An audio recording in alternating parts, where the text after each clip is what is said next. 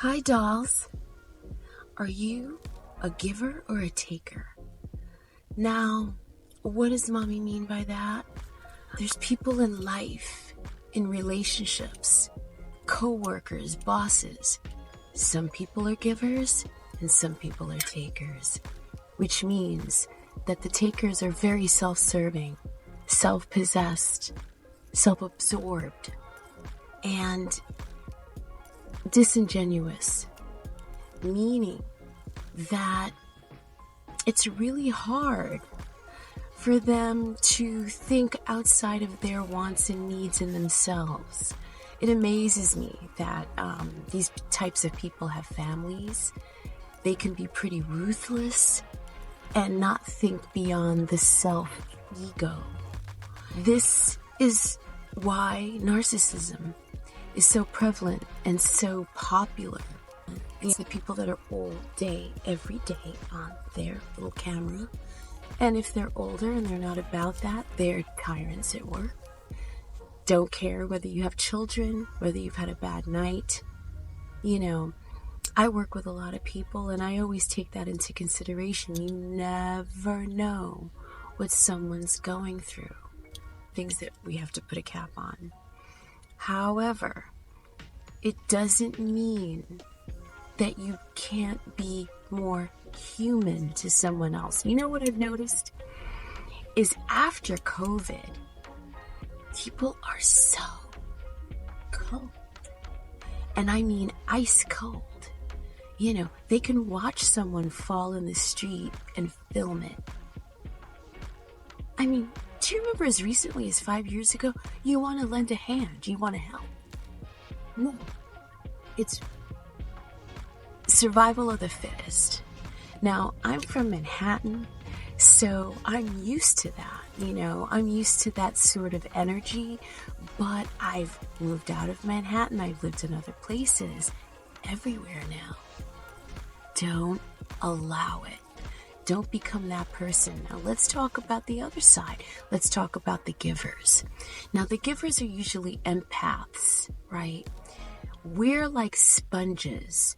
We're light workers, we're givers, we're usually in a position of service, we are usually talking about spirituality, people at churches, people, nurses, doctors. I'm not saying they're all amazing. Some professionals don't have a good bedside manner, but you know what's interesting about that, and it's just my opinion. I tend to trust people more that are gruff and maybe a little tiny bit abrasive. Not rude, not over the top, busy people. People that don't seem to have time, they're the ones to ask for a favor because they'll get it done. Do you know what I'm saying? So which one are you? Are you a giver or are you a taker? They're good and bad with both. It's when there's no balance that you have to take inventory and go, okay, I feel used. I feel unappreciated. Giver. Overgiving.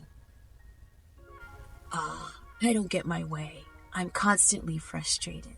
I can't get anybody to do things right. Taker. When there's balance, and look, we all have good and bad days, right? Yet there has to be balance. Now, which one are you? Like and subscribe. Please download my new diet book. This will help you balance your little moods, dolls. And you matter, you count. Even if you are a taker. You matter and you count. Just be conscious. Take inventory. Am I too much? Is one of my chakras blocked? Is it overactive? Care. Because what you present out into the world is what you're going to get back. And it will come back. It may manifest in a way that's most important to you and not in the way that you put it out there. So you need to be careful of that. Same thing with givers.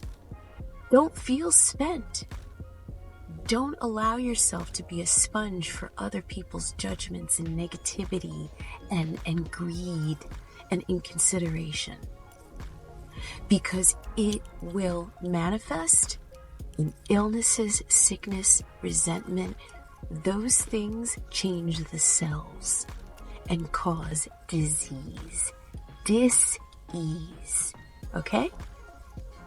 Kisses, love and light, and stay in touch with me. If you have any questions, leave them in the comments. I will get back to you. Take care. Peace. Love and lipstick.